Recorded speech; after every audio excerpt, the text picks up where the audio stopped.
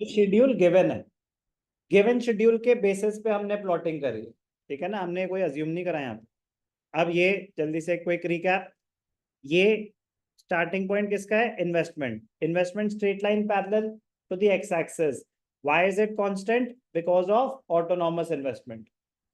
ये जो next point है, why consumption curve, consumption curve, why is it starting from a point above the origin, because of autonomous consumption. And what is the starting point of AD?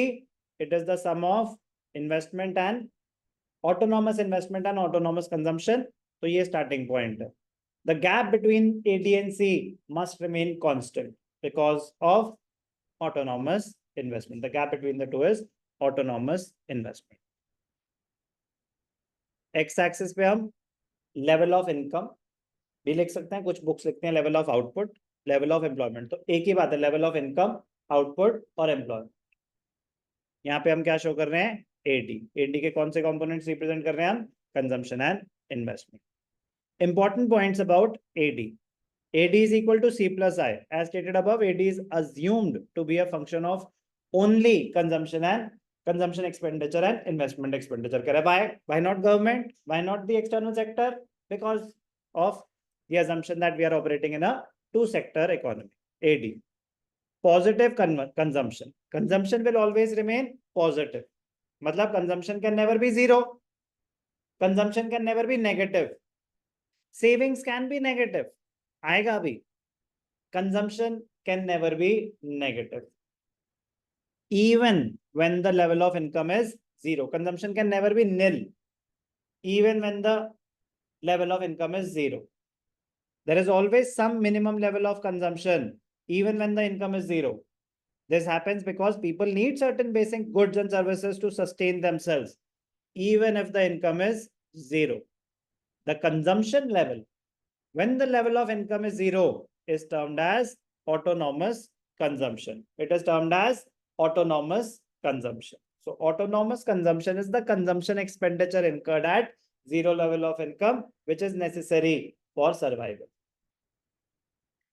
In the above table, consumption हमें given थी 40 at zero level of income. So what is the value of autonomous consumption in the given question? 40 crores. In the above figure, consumption curve starts from point S and not from the origin because of autonomous consumption. Autonomous consumption refers to the minimum level of consumption which is needed for survival. It is the consumption at zero level of income. Such consumption is met either from past savings or through sale of assets or borrowings.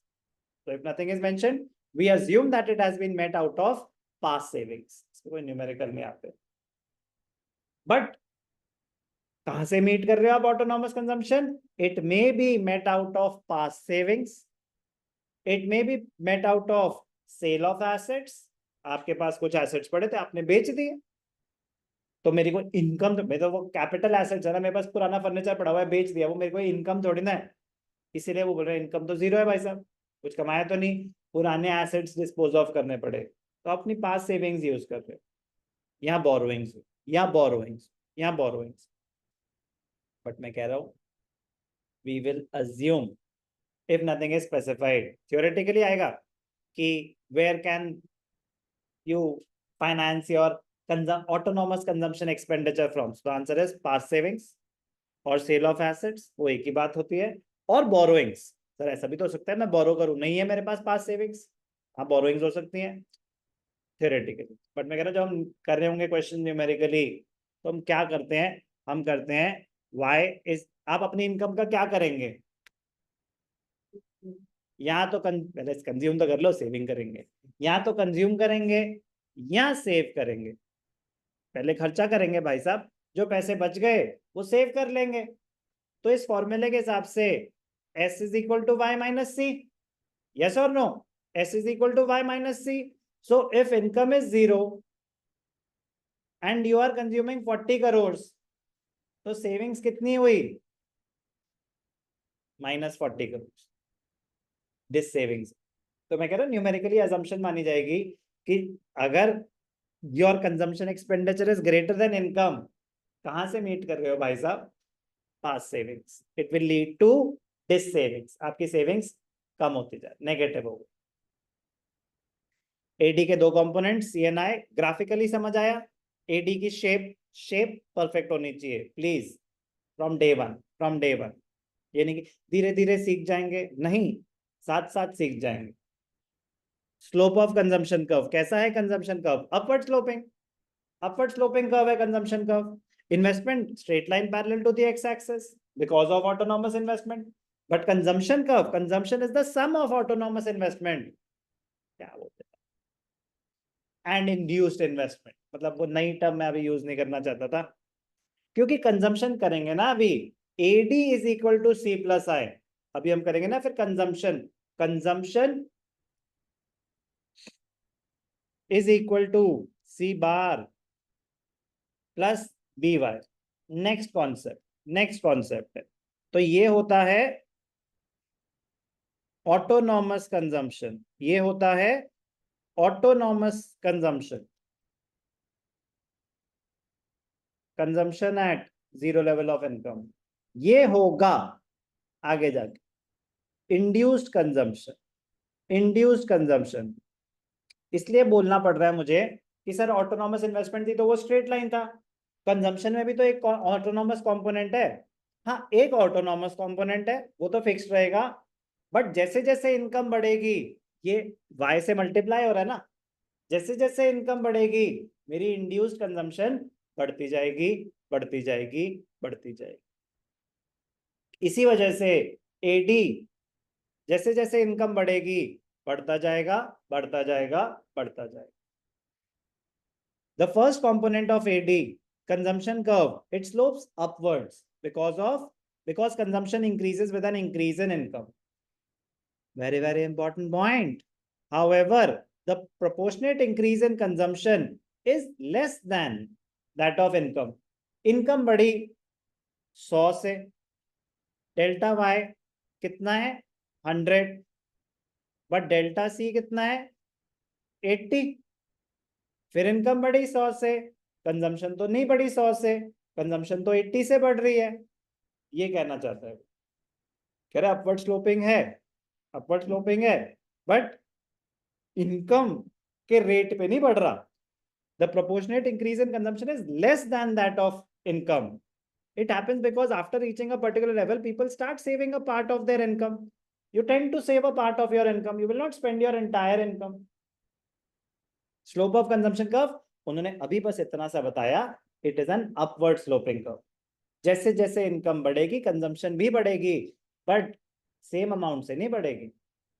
You tend to save a part of your income. Slope of autonomous investment curve, कह रहे जी ये तो straight line parallel to the y axis है, x axis, sorry, it is a straight line parallel to the x axis. It is assumed to be independent of the level of income. Starting point of AD curve or consumption plus investment curve, starting point of AD curve, so it will be the sum of autonomous investment and autonomous consumption. Zero level of income पे भी high point से start हो, ये explain कर चुका already। ये है AD का starting point, क्योंकि autonomous investment plus autonomous consumption, zero level of income पे भी। AD is equal to autonomous consumption at autonomous investment कब? At zero level of income, at zero level of income. Slope of AD curve same as slope. Slope of AD curve will be the same as slope of consumption curve. ठीक है ना? Slope, slope. क्योंकि कितना change होगा AD, जितना C change हो रहा है, I तो कांस्टेंट है। AD के कंपोनेंट्स क्या है? C and I। जितने से कंजम्पशन चेंज होगा, कंजम्पशन चेंज हुआ 80 से, एडी भी चेंज होगा 80 से, फिर कंजम्पशन और 80 से चेंज हुआ, एडी भी 80 से, जितने से कंजम्पशन चेंज होगा उतने से एडी चेंज होगा। तो स्लोप ऑफ कंजम्पशन का will be equal to the slope of AD.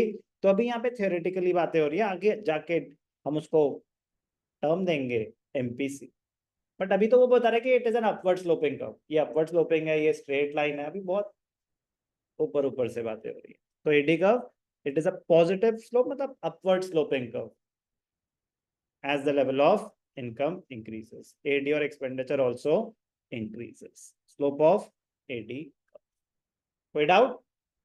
तो एडी की शेप ध्यान से एक बारी देख ले।